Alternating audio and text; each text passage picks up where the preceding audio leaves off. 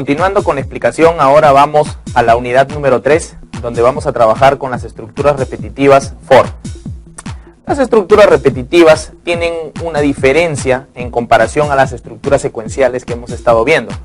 Las estructuras repetitivas, como su propio nombre lo dice, nos permiten iterar o repetir un conjunto de veces un determinado problema. Dentro del concepto sería el siguiente. Observamos en la diapositiva. Esta estructura realiza una serie de ciclos repetitivos de acuerdo al valor del índice de vueltas. Es decir, se le va a decir, como por ejemplo, da 10 vueltas, o sea, comienza en 1 y termina en 10. Entonces, la estructura for va a repetirse un número de vueltas, 10 veces para este caso. En cada vuelta, el valor del índice puede incrementarse o decrementarse, ya sea de 1 en 1 o de acuerdo al intervalo que se ha especificado. Es decir, no solamente puede incrementarse de 1 en 1, también podría incrementarse de 2 en 2, de 3 en 3, de 4 en 4, según lo que nosotros le coloquemos en el índice final. Su representación en diagrama de flujo vemos que es con la estructura para desde 1 o para i desde 1 hasta n. Es decir, desde el número 1 desde el valor inicial hasta el valor final. Si quisiéramos dar 10 vueltas, diríamos que para 1 hasta no n, sino 10, porque son 10 vueltas en este caso. Y luego viene la parte de las instrucciones, instrucción A, instrucción B, instrucción N, o sea, es decir, toda la parte de la programación que querramos escribir. Su representación en pseudocódigo, para i desde 1 nuevamente hasta n, pero si dijéramos que son 5 vueltas sería de 1 hasta 5 y solamente habrían 5 repeticiones. La instrucción A y la instrucción B serían código de programación que nos pedirían en el ejercicio que estamos desarrollando. Su representación en Java, ahí vemos un ejercicio en Java donde entre paréntesis está el i desde 1 hasta el número 8 o el número 6, ¿sí? Vemos hasta el número 6 en la diapositiva, observamos, y dice i más más. I más más quiere decir que va de 1 en 1. Es como si dijéramos i es igual a i más 1. Entonces, repasando, decimos un for i desde 1, que sería el valor inicial. Siempre en toda estructura for tenemos que mantener un valor inicial y un valor final. La segunda parte que dice i menor o igual que 6, entonces eso quiere decir que solamente va a dar 6 vueltas. O sea, cuando llegue a 6 sale. Y ese es el segundo valor, sería el valor final. No, la tercera parte, el i más más, sería el incremento. Ese incremento va a definirse según lo que nosotros lo asignemos. En este caso, como dice i más más, va a ser de 1 en 1. Y luego, bueno, ahí en ese ejercicio pregunta si el número es divisible entre 2 y si el resto es 0. Si el número que entra es divisible entre 2 y da como respuesta un 0, o sea, su diferencia, su resto es 0, entonces utilizamos un contador y luego imprimimos los resultados. Por supuesto que este es un ejemplo sencillo, que lo que se quiere explicar es que las partes de la estructura for. Ahora vamos a utilizar pizarra para poder explicar un poco mejor la estructura for. Expliquemos pues ahora cómo son las partes de la estructura for. Decimos for, acá vendría el valor inicial, punto y coma, el valor final, punto y coma, el incremento. ¿Ok? El incremento. Luego por acá vendría todo lo que es el bloque de instrucciones. Las instrucciones no son más que la programación que vamos a poner según el ejercicio que me han dado. Por supuesto que aquí me pedirán algún ejercicio X, como por ejemplo, imagínense que me pidan mostrar los elementos del 1 al 100. Mostrar los elementos del 1 al 100. Entonces yo quería un for, utilizo para ello una variable para el valor inicial que comience en 1. Punto y coma, para el valor final, como me dicen que solamente dé 100 vueltas, entonces yo diré y, por supuesto que y tengo que haberlo declarado. Es menor o igual que 100, punto y coma, y como me dicen que muestre los números del 1 al 100, quiere decir que van a ir de 1 en 1. Entonces y más. Ya está. System.out.println, ¿no? Entonces imprimo y. En la corrida acá nos vamos a dar cuenta que va a imprimir los números del 1 al 100. Correcto. Entonces, volviendo a repasar, esto sería el valor inicial. El valor inicial nosotros vamos a definirlo, no necesariamente siempre tiene que ser 1. Esto lo podemos definir según la pregunta que nos están haciendo. Si nos hubieran dicho mostrar los números del 10 al 20, el valor inicial sería el 10 y el valor final sería 20. Y iría de 1 en 1 y más.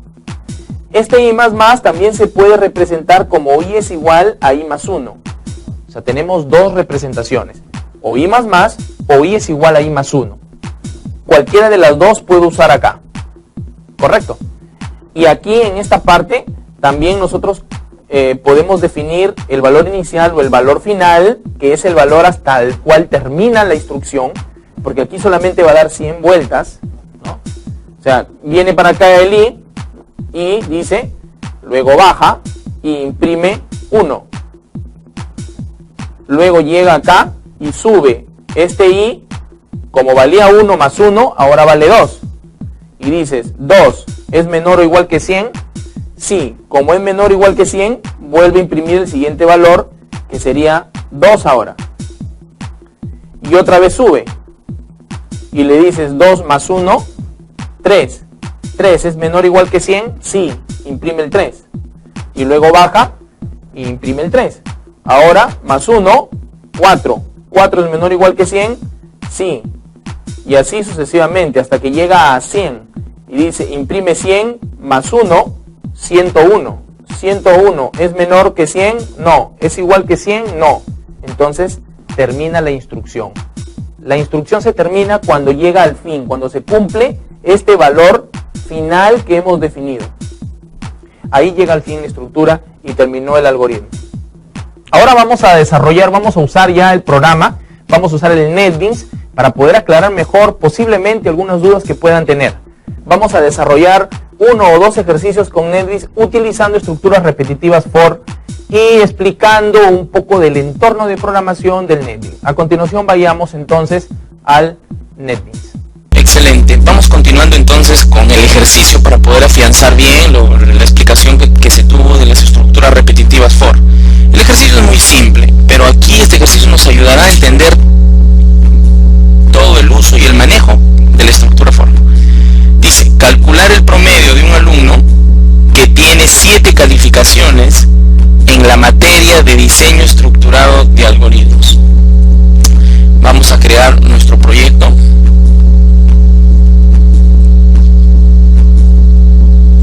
Siguiente, como es primera vez que está cargando, en este caso, va a salir esto. Esto solamente sale una vez cuando es el primer uso. Vamos a ponerle promedio. Vamos a ponerle promedio. Ok. Esto lo dejamos. Esto lo dejamos.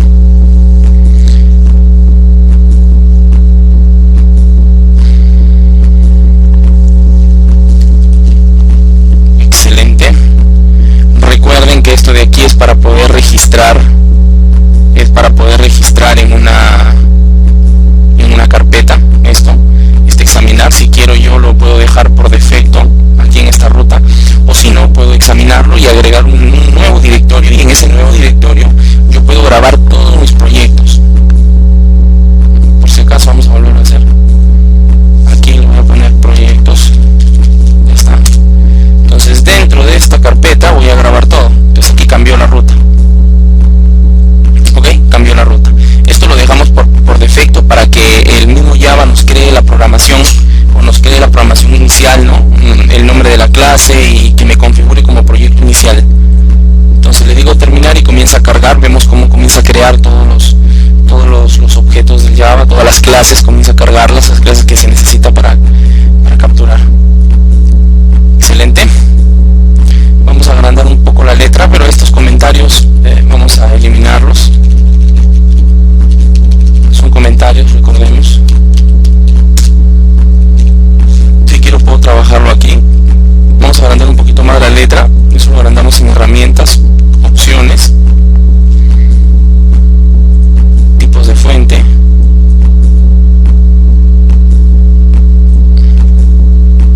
Vamos a ponerle 14.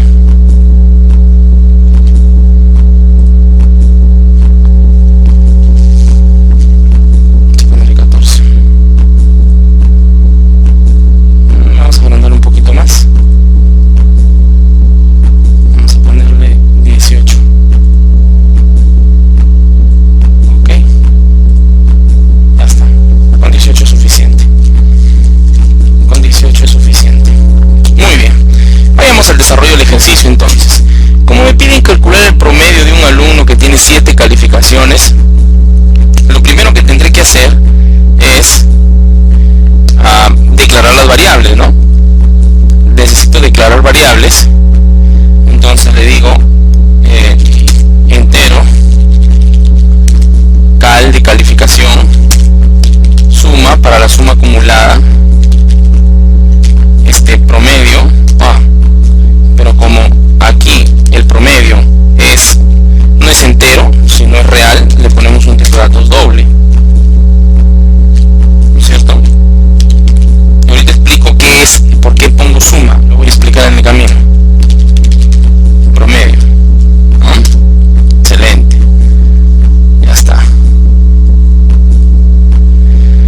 Una vez que tenemos eso, dijimos que dijimos que las estructuras repetitivas en este caso sirven para poder dar un número de vueltas y hacer ciertos cálculos dentro de ellos. En este caso va a dar 7 vueltas porque me piden que son 7 calificaciones y necesito calcular el promedio de esas 7 calificaciones. Entonces yo necesito una variable que vaya acumulando estos valores, y esa variable va a ser suma. Es por eso que suma le decimos que sea igual a 0. Y luego digo el for. Acá yo puedo declarar, ¿no? Y que va desde 0 hasta 7 calificaciones. Si yo comenzara desde 1, acá fuera menor o igual que 7. Pero como comienzo desde 0, sería hasta menor que 7, o sea, hasta 6. De 0 a 7 calificaciones, de 0 a 6 hay 7 calificaciones. Y luego i más más. Dijimos también que este i más más significaba prácticamente como si fuera esto, ¿no? Este es un comentario, ¿no? Como si fuera i es igual a i más 1. Es lo mismo. Yo también fácilmente podría trabajar aquí con i es igual a i más 1. Cualquiera de los dos está bien. ¿Correcto? Ahora luego, acá yo necesito primero ingresar los datos. Voy a ponerle comentarios. Necesito ingresar los datos de las calificaciones.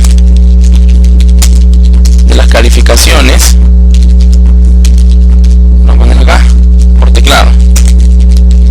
Ok, y dijimos que para esto hacemos uso de un objeto que se llama JOption, ¿no?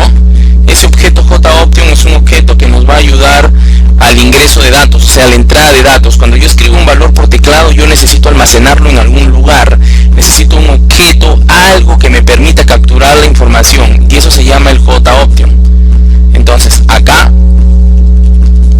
yo le voy a decir, para esto tengo que importar las librerías swing.joption.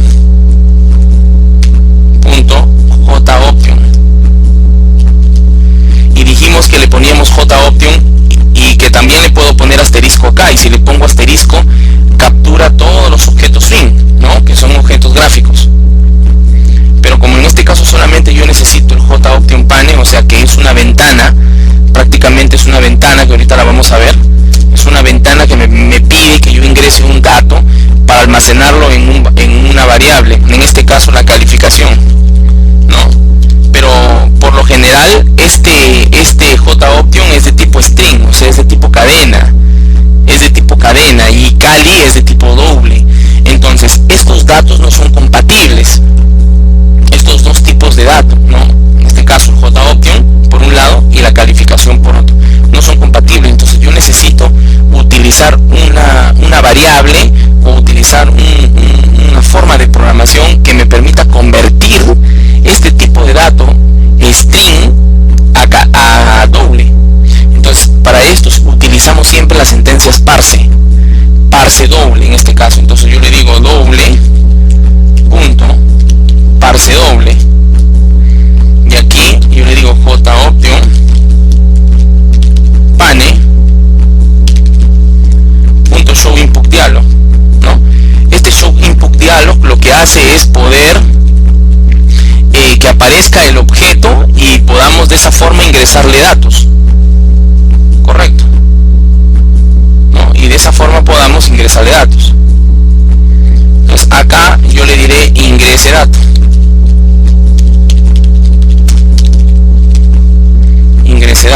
y al final cierro con punto y coma, no me olvido, y ya está. Ok, entonces hasta aquí vemos que se ha ingresado valores al JOption Pane. Pero para saber un poco cómo se va ingresando y en qué valor, qué posiciones y cuántos datos voy ingresando, yo voy a usar esto, ¿no? Voy a decirle, como ya tengo el i, voy a decir esto, concateno, y le digo que va desde i. Ok, ya esto va a querer decir que yo aquí me va a aparecer en la primera vuelta 0, en la segunda vuelta 1, en la tercera vuelta 2, y así sucesivamente. Al lado de ingrese dato me va a aparecer, por eso lo voy a poner acá 2 puntos. Ya, vamos ejecutando el ejercicio. Ahí está. Este es el JOption. El objeto JOption así funciona. Ingrese dato y ven que acá dice i, ¿no? Y este i comienza en 0. Entonces por eso que acá me muestra el 0. Eso como lo muestro aquí, ve, i comienza en 0. Como i comienza en 0, aquí el JOption va a salir 0. Y cuando yo ingrese un dato, por decir, cuando yo le diga 10 y le diga aceptar, se va a almacenar en la variable Kali. O sea, ese 10 se va a almacenar en la variable Kali. Y ahora me dice, ingresa el segundo dato. ¿Por qué? Porque cuando ya se ingresa en Kali, luego baja, sube, suma 1, 0 más 1, 1. 1 es menor que 7, sí es. Viene por acá, ingreso el otro valor, y es por eso que i ahora vale 1. Si yo le ingreso 20, ahora vemos que ya pasó al valor 2. Pero Kali a su vez ha ido almacenando el valor que yo le estoy pasando. Entonces, ya vimos cómo funciona el JOption, ¿ok? Ahora vamos a calcular cómo podemos, como nos estamos dando cuenta aquí, la suma se comienza a acumular, ¿no? Prácticamente, es decir, yo voy a ingresar las 7 calificaciones, pero yo necesito que esas 7 calificaciones se almacenen en esta variable y a su vez se acumulen. Entonces yo tengo que hacer uso de la variable suma. La variable suma sirve, en este caso, ojo, que puede ser cualquier nombre, no necesariamente tiene que llamarse suma, puede ser inclusive otro nombre, ¿no? Acumular, ¿no? En este caso yo estoy llamándole suma, y aquí lo que estoy creando es un acumulador. Este acumulador, o sea, ¿cómo sé que una variable es un acumulador? Una de las formas de identificar es que tiene aquí el mismo nombre. Entonces aquí yo pondré la variable que tiene el dato a acumular, para mi caso Kali. No, Kali es la que tiene el dato a acumular. Entonces aquí Kali va a guardar en suma, por decir, en la primera vuelta que dijimos 15, va a decir 15 más 0. ¿Cuánto vale suma en la primera vuelta? 15. Baja, vuelve a subir, o sea, 0 más 1, 1, menor que 7. Si lo es, aparece el JOption, el gráfico que vimos, y ahora le ingreso 20. Kali, ¿cuánto vale? 20. 20. ¿Y este cuánto vale? Ya no vale 0, sino vale lo que valía hace un momento, que es 15. Entonces 20 más 15, 35. Suma vale 35. Vuelve a bajar, vuelve a subir, ahora vale 2. 2 es menor que 7, sí. Ahora viene el JOptIO nuevamente, supongamos que la siguiente calificación es 20 también, entonces Cali vale 20, pero suma ya no vale 15, sino vale 35, porque ya acumuló el valor anterior. 35 más 20, 55. Y así es como vemos cómo va acumulando el valor anterior, ¿no? Y cuando cada vez que queremos acumular un conjunto de valores, utilizamos estructuras repetitivas for y acumuladores. Otra forma de presentar este acumulador, lo voy a poner aquí, es esta: suma más igual calificación. Esa es otra forma, más directa, ¿no? Más igual. Esto es como si dijéramos suma es igual a suma más calificación. Puedo hacerlo suma más igual calificación. Cualquiera de las dos es correcta. Ahora, para calcular el promedio, utilizo una variable que se llame promedio y le digo que es igual a suma entre, se supone que para calcular un promedio es la suma total de todas las calificaciones que yo tenga entre el número de calificaciones que tengo. Para este caso es 7, entonces yo le digo hasta ahí, ¿no? Pero y como lo declaré acá, cuando yo declaro un tipo de dato aquí en la altura del for, solamente tiene ámbito de for, o sea, solamente tiene este ámbito, ¿ok? Solamente va a tener este ámbito, y eso no es lo que yo quiero que tenga un ámbito total para todo el método, ¿no es cierto? Entonces yo voy a tener acá un tipo de datos in, aquí lo voy a borrar esto, ¿no? Y voy a decirle in y punto y coma, ¿ok? Ya está, y ya no hay ningún problema, ya no me sale error. Ahora, ¿por qué y por qué no si comienza en 0? Se supone que de 0 a 6, el último valor que tome i, en teoría sería el 6, porque de 0 a 6 hay 7 elementos, pero no es así. Cuando está en el sexto elemento, o sea, cuando i vale 6, acumula, se supone que cuando vale 6 ya llegó al fin, ¿no es cierto? O sea, ya terminó, ¿no? Porque desde 0 a 6 sería la séptima posición, ¿no? O la séptima vuelta. Entonces llega acá, 6 más 1, 7. Y vale 7, ¿no es cierto? 7 es menor que 7, no lo es, porque es igual. Entonces sale de la estructura, calcula la suma acumulada y lo divide entre 7 elementos. Es por eso que trabajamos directamente con la sentencia i. Diferente hubiera sido si es que yo le hubiera puesto acá i que comience en 1 y acá que sea menor o igual a 7. Ahí hubiera tenido que ponerle yo i menor a 1, ¿no? Porque sería 8 elementos, menos 1, 7, ¿correcto? Bueno, al final vamos a calcular el promedio, ¿no? Vamos a calcular el promedio. Entonces utilizo la sentencia system.out.println para poder mostrar, imprimir los datos por el teclado, ¿no? Entonces le digo, el promedio es, concateno, y le digo promedio, ¿no es cierto? Y le digo promedio. Ya está, ese sería nuestro ejercicio. Entonces vamos a compilarlo. Me dice ingrese datos 1, 10, 10. El promedio es 10. Ahí vemos que el promedio es 10, ¿ok? Y el promedio es 10. Entonces está bien, ¿no? Porque se supone que si a todo le pongo 10 entre 7, tiene que ser el promedio 10. Y ahí vemos nuestro ejercicio, que es muy simple. Bueno, solo para repasar, para tener clara la teoría, acá el NetBeans tiene una parte donde almacena los proyectos. Esta tacita de chocolate, dice promedio. Este promedio es el nombre que nosotros le hemos puesto al proyecto. O sea, este proyecto se llama promedio. Aparte de eso, este es un paquete de datos. Este paquete es un contenedor de clases, de varias clases. En este caso, una clase es el componente clave del Java. Una clase, como ven acá, siempre va a aparecer el nombre clase, public class, main o main. Es decir, ya el NetBeans me genera todo un código de programación inicial que yo no tengo que memorizarlo. Por supuesto que con el tiempo y conforme más practiquen, van a memorizar estos códigos y va a ser muy sencillos para ustedes. Entonces, en este caso, tenemos al Java. Aquí este main sería el archivo. Todo archivo Java tiene extensión .java, así como el Word tiene extensión el Java tiene extensión .java. Aparte de eso tiene, bueno, otros objetos más que aquí vamos a verlos en el camino, ¿no? Que van a agregarse como objetos gráficos Swing, propios del Swing, ¿no? Esta sentencia import lo que hace prácticamente es importar librerías o códigos de programación especiales. ¿Para qué? Para poder usarlos en mi programa. Y para compilar una aplicación yo tengo esta sentencia de frente a ejecutar main project, puedo presionar F6 o me puedo ir al menú ejecutar main project F6, ok, o si no puedo irme acá, clic derecho en el archivo, ejecutar archivo, mayúscula F6. Está bien, entonces tengo todas esas tres maneras de compilar. El compilador lo que hace es convertir este código de programación, ¿no? Este es un código fuente, este es el código fuente, así se conoce. Este código fuente lo transforma en código keto, y después que lo transforma en código keto, ya el computador lo puede leer porque está en un lenguaje binario. Recordemos que el compilador solamente, la computadora solamente reconoce ceros y unos. Entonces, este código fuente se transforma en código keto, el compilador hace ese trabajo, y luego ese código keto es transformado en código ejecutable.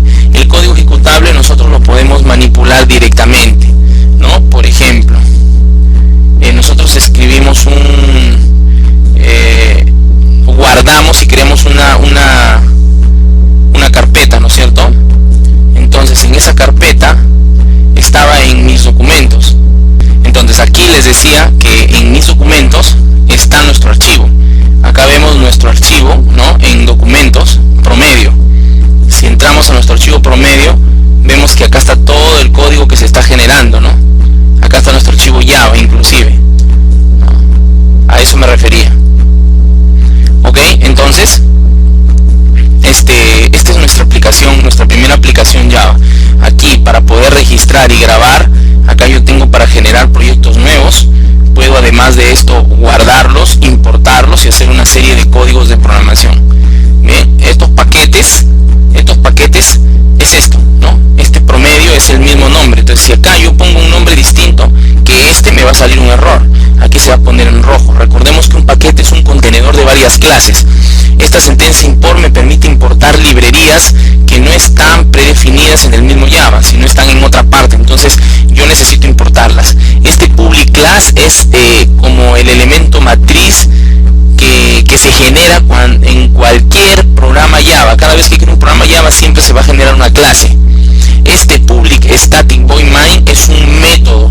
En otros lenguajes estructurados no orientados a objetos se llama función o procedimiento, pero aquí se le llama método. Por supuesto que tiene la misma función. Entonces acá tenemos estos archivos. Todos estos archivos se conocen como el código fuente.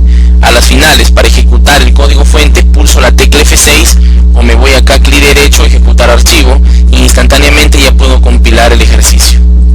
Bueno, en esta presentación hemos presentado el manejo de las estructuras repetitivas con for. Les invito a que sigan practicando y sigan esforzándose para generar buenas habilidades y buenas competencias en esto. Gracias.